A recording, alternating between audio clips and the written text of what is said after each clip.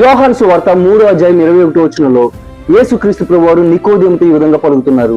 సత్యవర్తనుడైతే తన క్రియలు దేవుని మూలంగా చేయబడి ఉన్నవని ప్రత్యక్షపరచబడినట్లు వెలుగునొద్దకు వచ్చినని ఆయన పలకడం మనం చూస్తున్నాం.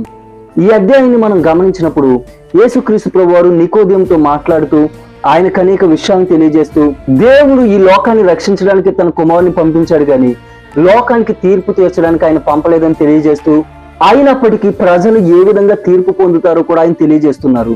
దేవుడు ఈ లోకంలోకి తన వెలుగును పంపించాడని, కానీ ప్రజలు చీకటిని ప్రేమిస్తున్నారని, వారి దుష్టక్రియలు కనిపించకుండా వారు చీకటిలో నడవడానికి ఇష్టపడుతున్నారని ఆయన తెలియజేస్తూ, కానీ సత్యవంతులు తమ క్రియలు ఇతరులకు కనుపరిచేలాగా వెలుగులో నడుచుకుంటారని తెలియజేస్తున్నారు. ఆ విధంగా వారు చీకట్లో లేదా వెలుగులో నడుచుకోవడాన్ని బట్టే వారికి తీర్పు ఉంటుందని ఆయన తెలియజేస్తున్నాడు. ఈరోజు మనము కూడా వెలుగును ప్రేమించాలి, మనము వెలుగులో నడుచుకోవాలి, మన క్రియల ద్వారా దేవుణ్ణి మహిమపరచాలి. అప్పుడు దేవుడు తీర్పు దినాన్న మనల్ని రక్షిస్తాడు.